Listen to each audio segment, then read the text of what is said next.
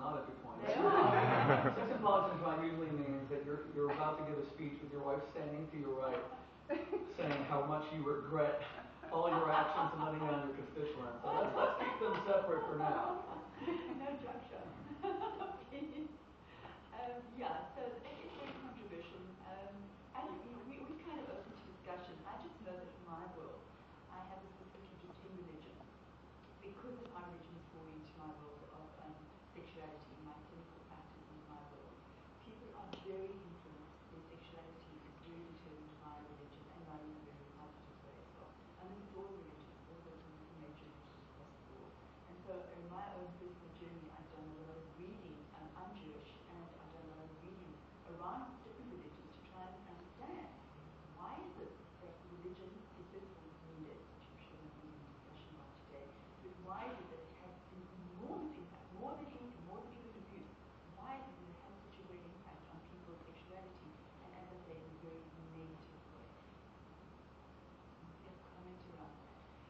So yeah, I've had to question my own religion because of that, and go back and do reading and wonder why is it misinterpreted, misunderstood, and find that people suffer enormous guilt and shame under the guise of religion and sexuality. Well,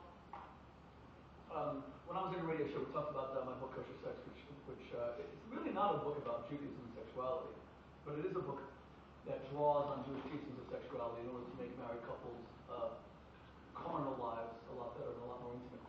But I'm actually writing a book now called, tentatively called Kosher Lust. And I thought as I mentioned to you just before we started, I'd pitch you some of the ideas and see how you react, because when we speak about any damage that religion has done to relationships or sexuality, I actually think that the principal reason why marriage and long-term relationships do not work in the modern age is that they are built on a rotten foundation. And that foundation is not something that religion has given the world. Mostly it comes from secular society that's called love. Western society builds all relationships on love. Every Hollywood movie is some romantic comedy where they bungle their way through a relationship until they discover that really they're deeply in love. And then at the end, you see the one mandatory wedding scene. In reality, love is not a proper foundation upon which to build relationships. And it accounts for the more than 50% divorce rate. And it accounts for the cynicism that has developed among young people like yourselves about the institution of marriage. You know, studies show that college students all believe in marriage, that 80 to 85% want to be married. And yet, they delay it till their 30s these days. They don't want it that bad. Why? Because they don't think it's going to work. They see every married person absolutely miserable or divorced. So how is it? So my argument is we're doing something fundamentally wrong and we're building them on love. Now, what do I mean by that? Let me do a little survey. There are two essential components of a relationship. There is attraction and there's compatibility. Which would you say is more important in a long-term relationship? Attraction or compatibility? Raise your hand for attraction. 2. Raise your hand for compatibility. Okay, that's everywhere I ask this question, compatibility destroys attraction, right? You have 2 people saying attraction and about, 15 saying compatibility. Obviously, that's ridiculous. If compatibility were more important than attraction, then we would all be gay, right? Women have much more in common with other women, and men have much more in common with other men. The natural interest of the female species and a natural kinship is pre-existing. With guys, it sort of has to be built. We are drawn to the opposite sex not because of what we have in common, but despite what we lack in common. And there's another very easy proof. Who said compatibility again? Okay, what's your name, please? Me. No, the woman. Maya. Maya. So you believe compatibility is more important than attraction, right? Let's say you're married to a guy named Michael. He's the greatest guy, and you're totally compatible. You guys have everything in common. You vote the same, you have the same political ideology, you love the same movies, you love the same cuisine, and you love the same vacation destinations. Perfect total compatibility. And one day, he comes home and you say, what the hell? What's that dress you're wearing? He said, oh, honey, I'm no longer Michael, I'm now Michelle. I had a sex change operation and got rid of my equipment, and now, would you stay with him? Her. Good silence. I don't know, it depends on the relationship. Okay, you're not even sure. A lot of people would say no, but you're not even sure. But wait a second, compatibility is all still there. They still eat the same food, have the same political opinions. You guys read the same romantic novels. Why would you suddenly end the relationship? Because you're no longer attracted to her, correct? If you were a lesbian, you might consider it. If you're heterosexual, you won't. Extreme example. Extreme examples make good points. But just to finish okay. We believe that love and compatibility, friendship, should be the basis of a relationship. When really, desire and lust should be the basis of a relationship. Not the kind of sleazy lust that is pornographic, where you're attracted to a body part.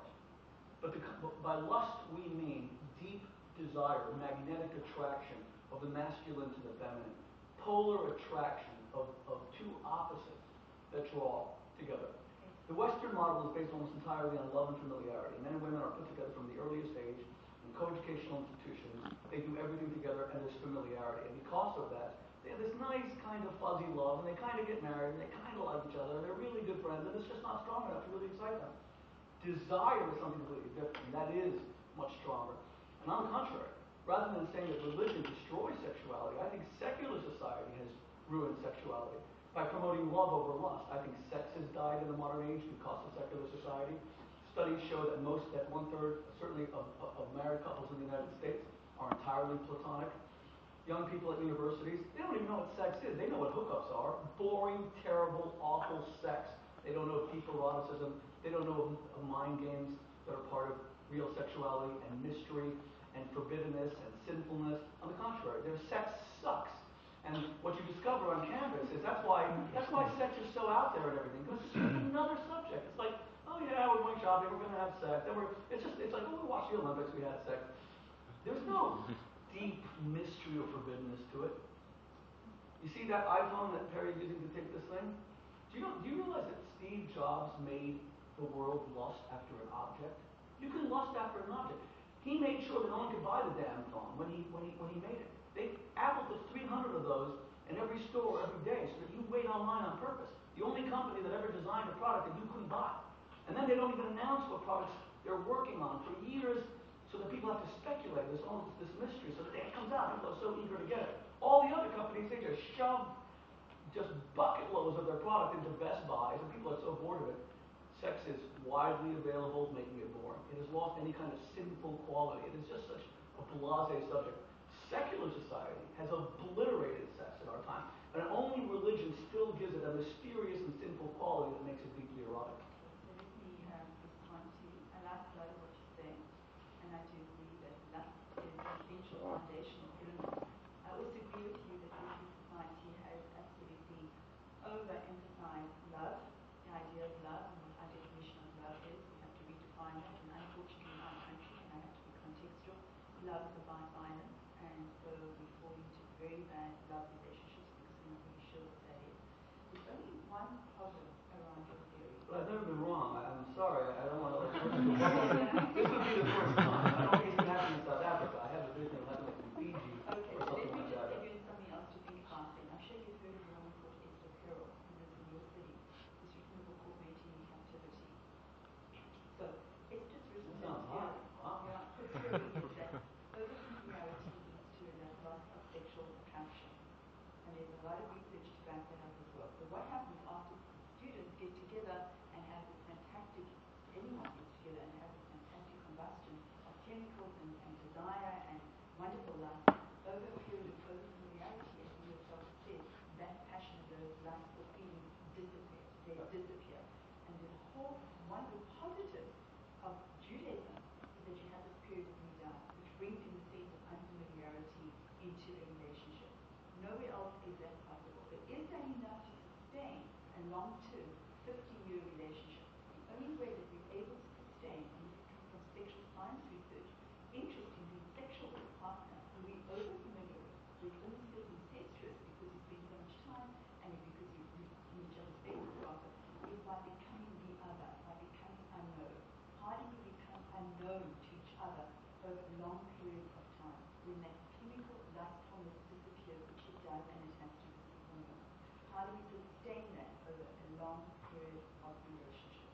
I disagree. I think that lust is not primarily caused by hormonal chemical exchanges. On the contrary, I think that sexuality is almost entirely in the mind. And so often we look at people in their 50s and we say that their testosterone levels are low. Really, a lot of these guys are having affairs that where they're like machines, and they're just not doing it with their spouses. So it has nothing to do with hormones. It has to do with the conditions that surround a relationship. One of the geniuses of Judaism was to understand that there are essential ingredients of lust that can sustain desire in a relationship for decades. I'll give you an example. It's not just nida and that a husband's wife becomes sinful to him, forbidden to him. There's also the whole idea of mystery. Religion emphasizes mystery. Secular society hates mystery. Secular society wants women to dress in the least mysterious way, showing off as much of their bodies as possible. Judaism wants them to be a bit more modest, both men and women, in order for the body to retain its magnetism. But if you look at Catholicism with its Gothic architecture, emphasizing this shadowy interior of churches, or the Christian idea of the mysterium tremendum, the great mystery of God, or the mystery of transubstantiation, or Judaism's taking the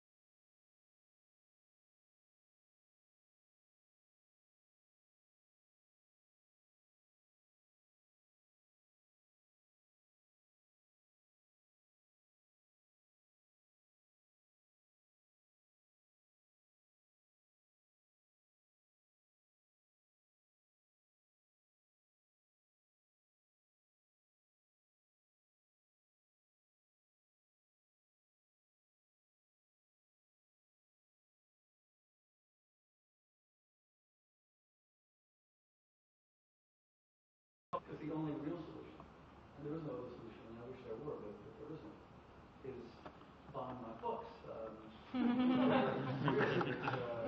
religion can't do what my books do, and I better state the truth than have to beat around the bush. I think the truth lies in listening to what people have to say, and because I'm a therapist, I listen to what people have to say. And people struggle. People really struggle to maintain some kind of sexuality. And then you go to the other extreme, where there are people who find that they are just way too interested in being sexual, and it's very distracting to their daily lives as well. And how do we manage those situations? How do we find a balance between what is being sexual and being in a relationship, whether we want to call it love? I certainly don't believe in the word love either.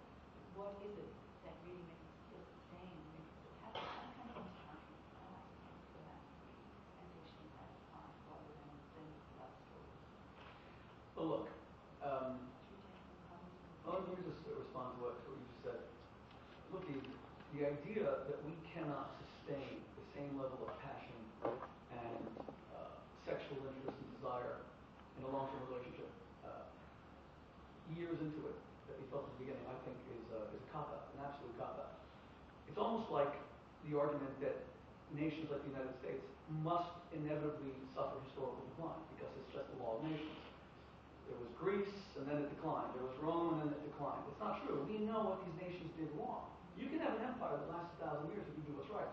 IBM thought that they were going to be Big Blue forever. Who the heck uses an IBM? Anyone here use an IBM? Apple is employing the kind of business techniques that make a company successful. And if they continue to employ them, they'll last 200 or 300 years. The United States has now been a superpower for a very long time. If it makes the same errors that the Romans or the British made before, it will decline. If it learns from their mistakes, it could last hundreds and hundreds of years. It is not true. And relationships are the same thing. There are rules to relationships. It is simply not true that the passion must decline. I think it actually can vastly increase. Because eroticism has rules. And what we have failed to do in our time is really lock down the principles of eroticism on. I'll just give you one example. I ask this question a lot, and it's amazing how such a simple question, it's difficult for us to answer it. It's a question just for the men. Here in Cape Town, there are a lot of beaches, right? Beautiful women walking around in bikinis. So you're at the beach, and there's 50 women walking around with a bikini. Guys, is that sexy? Is it sexy? Okay. Here's a guy who seems pretty resolute. Yeah, that's pretty sexy. Okay. That's sexy to you. That's good. Okay. Is it erotic? Seeing 50 women in a bikini, is it erotic? Now, how do you know a beach is not an erotic environment? So I'm going to explain it in a second. How do you know it's not an erotic environment? Because I don't feel aroused. Exactly. Well said. Thank you. You guys, God, you have the honesty of an American. This is quite remarkable. Okay. We know that a beach is not an erotic environment because there are two things that men do at a beach. One is fall asleep, and the other is play with a frisbee. Can't be that erotic. Now you're walking home from the beach, and a woman is in her bedroom and she's left her blinds open, and she's walking around in her bra and her underwear. Same amount of clothing she put on the beach. This time it's her undergarments. And she accidentally left the thing open. And you walk by and you see that. Gentlemen, is that sexy? Is it sexy? Is it erotic? No, I don't know. It's just like then religion could bring in a thing like, should you be peeking through that? You're too moral for me. Let's go back to the real guys. Gentlemen, is that erotic? Would your first reaction be, oh my God, there's a woman walking around. I'm so tired. Would you suddenly fall? Or would you suddenly think, oh my God, there's a woman walking around. She left the blinds to her bedroom open. Where is my frisbee? Where is the frisbee? Now, why is the second scenario erotic and the first is not? 50 women versus 1. Why is the second erotic? Answer? Competition. What? Competition. You know, she has all this competition, it's too much, whereas on its own it has more sort of appeal. Okay, competition. I'd say the element of sin or prohibition that you were talking about, the mystery. That's exactly right. You can have 1,000 women around you, but if they're there to show you their bodies, it's legal. The moment you're doing something that you're not allowed to do, the morality question, it's sinful, it's forbidden, it becomes erotic. So then we discover the first rule of eroticism is sinfulness. Now the problem with marriage is that marriage is so darn legal. So how do we make marriages sinful is the question, but not how do we give up on marriages because we cannot recreate that moment of fiery lust that first existed. On the contrary, do you know what the first reaction of a husband is to discovering his wife is having an affair, statistically? If a woman tells her husband she's having an affair, what is her reaction? What is his first reaction? What's happening to me? He wants to have sex with her. Isn't that amazing? Now why is that? So, Sperm has to have a chance of reaching with sperm wall. He has to try and get in there. It's more like what love is going to impregnate it. okay, okay.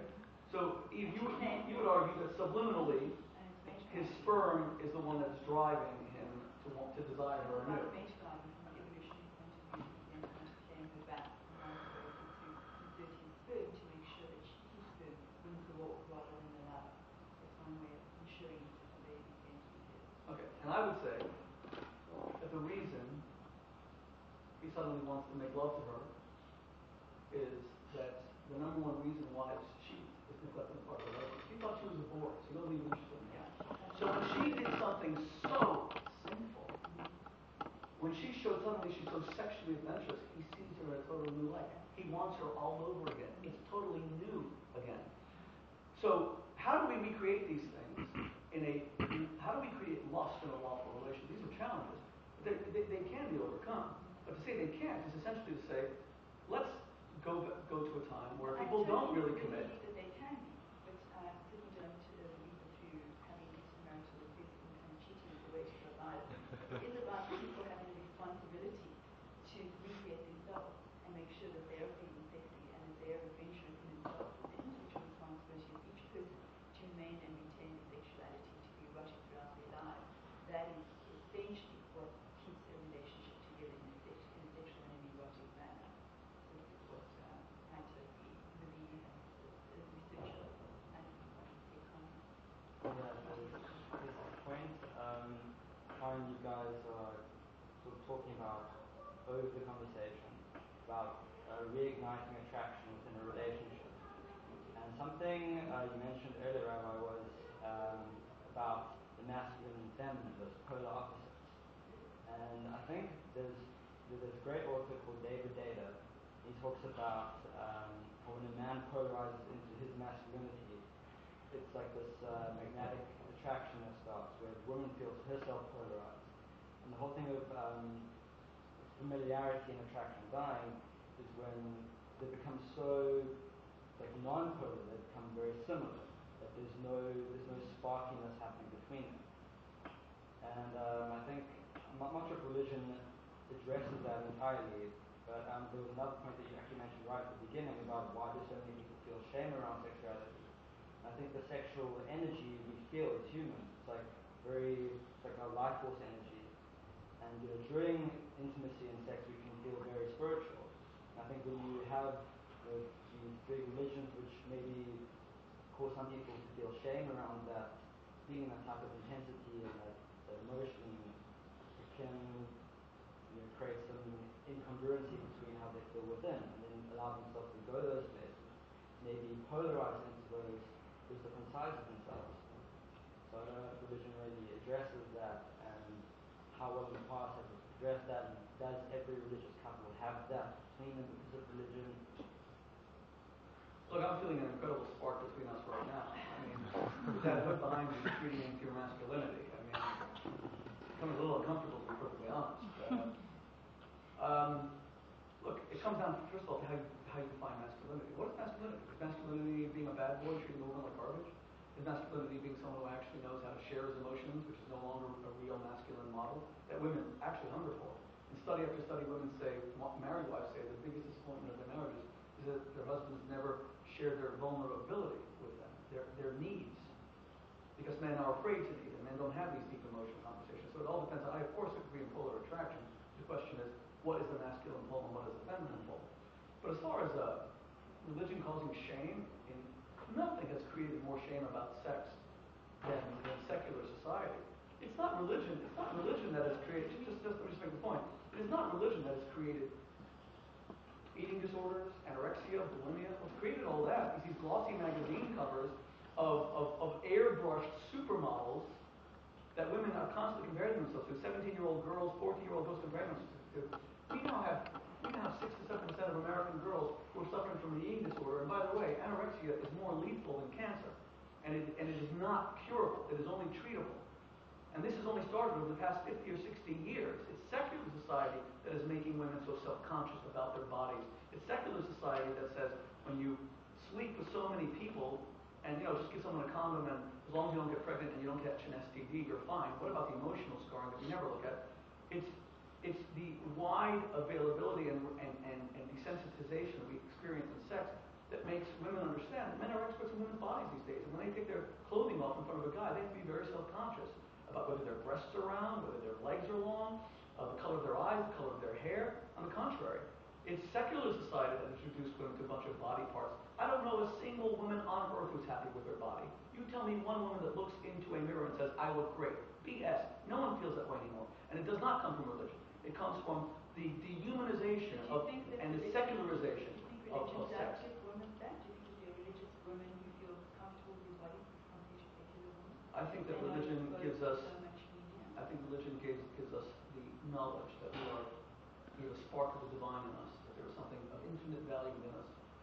And it's not about having large breasts or small breasts, long legs or shorter legs, and especially the extreme emphasis on youth. I mean, secular society has glorified youth, where religion glorifies the wisdom that comes with aging.